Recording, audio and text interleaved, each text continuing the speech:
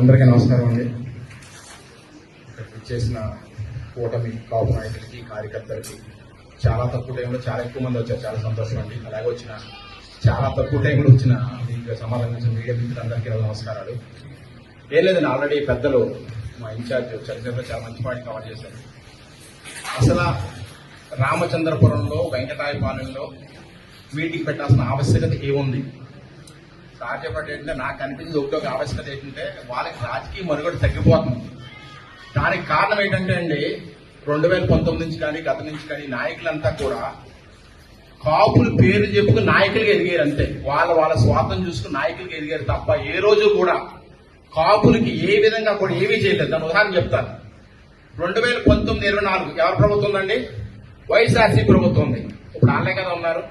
ఇప్పుడు ఏమంటారు కళ్యాణ్ గారిని, మీరు కమ్మలు గూడిగం చేస్తున్నారా? అప్పుడు ఈ కాపు నాయకులు ఎవరు గూడిగం చేశారు సార్? మీరంతానే ఈ పదవులందరూ ఎవరు మీ రెడ్డిలు ఊడిగం చేశారా? లేకపోతే కొంతమంది నాయకులు కాంగ్రెస్ లో ఉన్నారు పాత రోజుల్లో, అప్పుడు కూడా రెడ్డి కాంగ్రెస్ అంటారు కదా, అట్లని ఊడిగం చేశారు. మీరు ఏం చేశారు చెప్పండి. సార్ చెప్పినట్టు 2-3 విషయాలు. చాలా బాధాకరమైన విషయం ఏంటంటే ఆ జగ్గంపూడి ప్రతిపాడు ఎంటర్ అయిన అంటే అసలు చాలా నిర్దాక్షిణ్యంగా అంతమంది పెద్ద కాపు నాయకులు ఉండగా కాపు రిజర్వేషన్ కుదరదు, అంతేకాకుండా ఈడబ్ల్యూసీ రిజర్వేషన్ తీసేసాడు. అలాగే ఈ కౌలు రైతు కార్డులో కులపరంగా విభజించి కాపులందరూ కూడా అన్యాయం చేశారు. అలాగే విదేశీ విద్య ఉండేది యాక్చువల్ గా, దాన్ని నాశనం చేశారు. అప్పుడు అడగలేని ఈ కాపు నాయకులంతా ఈ రోజు రామచంద్రపురం వచ్చి వెంకటాపాలలో పెట్టగల ఆవశ్యకత ఏంటని అడుగుతున్నాను నేను ముఖ్యంగా. ఏమన్నంటే అందరు పెద్దలు అబ్బే లేదు, మేము మా కాపుల్లో మా వైఎస్ఆర్సీపీ పార్టీలో మా పరిస్థితి ఏంటి, మేము రాజకీయంగా ఎందుకు ముందుకెళ్ళాలన్నారు. అలా చర్చించుకోవడం తప్పులేదు. ఎవరైనా ఆయన పెద్ద ఆయన ఎవరు, మన పెద్దలందరూ ఉన్నారు. ఎండానికి కూడా కొన్ని మాటలు రావట్లేదు. కానీ కళ్యాణ్ గారి మీద బొత్స సత్యనారాయణ గారు మమ్మల్ని రౌడీలంటే సహించేది లేదు అన్నాడు. ఎక్కడన్నా రౌడీలేని అసలు మీరు కాకినాడ మీటింగ్ కరెక్ట్ గా విన్నారండి. ఆయన చెప్పింది ఏంటంటే క్రిమినల్స్ కి కులం అది సపోర్ట్ చేయకూడదు. అసలు భారతదేశ చరిత్రలో అంత గంటాపదంగా ధీమాగా నాయకుడు ఎవరైనా ఉన్నాడా? కళ్యాణ్ గారు తప్ప. ఆయన గంటాపదంగా చెప్తాడు. ఒక కులం ఓట్ల కోసం రాలేదు, దేశ సమగ్రత రాష్ట్ర అభివృద్ధి కోసం వచ్చాడు. అలాంటి నాయకుని అని మీరు ఇంకా స్థితిని ఇంకా దిగజార్చుకుంటున్నారు.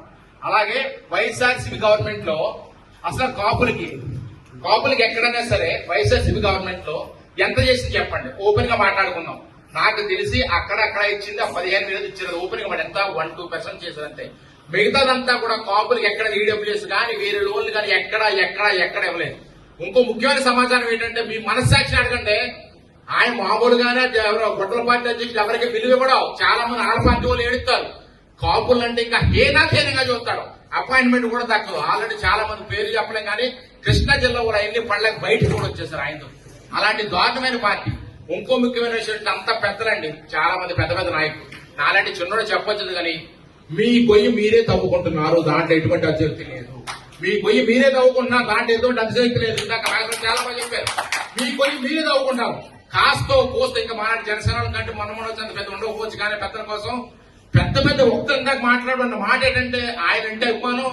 కానీ కాస్తో కోస్తున్న అభిమానం కూడా ఈ రోజున రామచంద్ర నడుపటి వెంకటరామ మీటింగ్ పెట్టి ఇంకా దిగజారిపోయారు అని చెప్పారు. అంటే నేను చెప్పిన మాట కాదు సుమా, ఎంతో మంది ఒక్కరు సోషల్ మీడియా చూడండి. ఈ రోజున ఏ రోజైతే టైగర్ పులిస్ ఉన్నారో అలాంటి యువత గాని పెద్దలు గాని చాలా ఘోరంగా మాట్లాడుతున్నారు.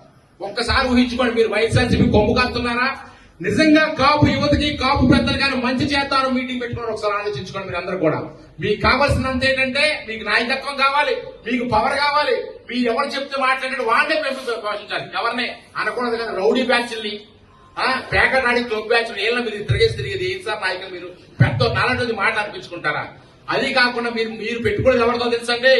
పవన్ కళ్యాణ్ ని ఏం చేస్తారంటే బాగా బాధగా విషయం అందరికి కూడా ఆయనకు కులాన్ని అంటగట్టి ఆయన కులముద్ర వేసేసి అతను ఇది పాత రోజులు కాదు, గట్టిగా చెప్తున్నా రాసుకోండి. ఇవి పాతికెలిగిన రోజులు కాదు. యువత పెద్దలు అందరూ కులాలకు అతీతంగా ఓసీ బీసీ ఎస్సీ ఎస్టీ ఎక్కడున్నా సరే పాడేరైనా ఎక్కడైనా ఆంధ్రప్రదేశ్ నలుమూలంతా కూడా పవన్ కళ్యాణ్ గారు పక్కనే ఉన్నారు. దానికి కారణం ఏంటంటే ఆయన చిత్తశుద్ధి. ఆయన అనుకుంటే సినిమాకు 100 కోట్లు తీసుకోవాలి అందరికీ తెలుసు. ఆయన అనుకుంటే డిప్యూటీ సీఎం హోమ్ మినిస్టర్ అన్ని పదవులు తీసుకోవద్దు. కావాలని చదవండి. ఆ రోజున ఆయన అవకాశం తీసుకుంటే జైలుకి వెళ్లి రాష్ట్ర అభివృద్ధి కోసం చేసిన వ్యక్తిని ఏ కులానికి అంటగట్టద్దు. మరీ చెప్తున్నా, ఒక మంచి వ్యక్తితో పెట్టుకుని రాబోయే రోజుల్లో చూస్తారు. ఇంకా దిగజార్చుకున్నారు. నేను ఒకటే చెప్తున్నాను. ఈ రోజున పవన్ కళ్యాణ్ గారి నీతి నిజాయితీ మరియు తెగుంపున్న నాయకుడితో మాత్రం మీరు ఎప్పుడు పెట్టుకోవద్దు. మీకు 50 ఏళ్ళ అనుభవం ఉండమండి, 60 ఏళ్ళు రాజకీయ అనుభవం ఉండండి, కానీ 2026 రాబోయే రోజుల్లో మాత్రం కళ్యాణ్ గారిని ఎవరు ఏమన్నా సరే ప్రజలు ఒప్పుకోరు. నేను కాదు, నేను చెప్తలేదు, కూటమి కాపులు చెప్పట్లేదు, ప్రజలు ఒప్పుకోరు. కుల మత భేదం లేకుండా మరి చంద్రశేఖర్ గారు చెప్పడం మా సిద్ధాంతంలోనే కులాల మతాలు ఐక్యం కలుపుకోవాలి, దేశాభివృద్ధి కావాలి, ఇలాంటి మంచి సిద్ధాంతాలు పుట్టిన పార్టీ జనసేన. ఆ రోజున ఈ రోజున కూటమి అంతా బాగుంది. ఆ కూటమిని విచ్ఛిన్నం చేయడమే లక్ష్యం. ఇంకొక మాట చెప్తాను, మీకున్న ఒకే ఒక పాయింట్ నాటడం దారి ఏంటో సార్ జరగని పని, కానీ దారి కూడా మీకు చెప్తాను నేను. ఆ దారి ఏంటంటే మేమేమైనా మాకు మేము కొట్టుకోలేదు, చిన్న అనైక్యతలు ఇవ్వాలి తప్ప మీకు మాత్రం అధికారులు రాసి పెట్టుకోని చెప్తాను. ఈ రోజు కూడా దాని సమస్య లేదు. ఏదన్నా మా కూటమిలో ఎందుకంటే 3 పార్టీలు ఉన్నాయి. పెద్ద పార్టీ బీజేపీ నేషనల్ గా, అలాగే తెలుగుదేశం పార్టీ, జనసేన, ఎన్నో రకాల కులాల కలయిక. మాకు చిన్నవి ఉంటాయి. అదేమైనా చిన్న అనైక్యత ఉంటే అదొక్కటే మీకు, అందువల్ల ఇదంతా ట్రై చేస్తారు. కానీ మేము విడిపోము. కళ్యాణ్ గారు ఉన్నంత కాలం కళ్యాణ్ గారి మాట ప్రకారం కూటమి ఉంటది. రాష్ట్ర అభివృద్ధి, దేశ సమగ్రం జరుగుతుందని మనస్ఫూర్తిగా తెలియజేసుకుంటూ ఈ అవకాశం పెద్దలందరికీ కూడా మనస్ఫూర్తిగా thank you sir. Thank you so much.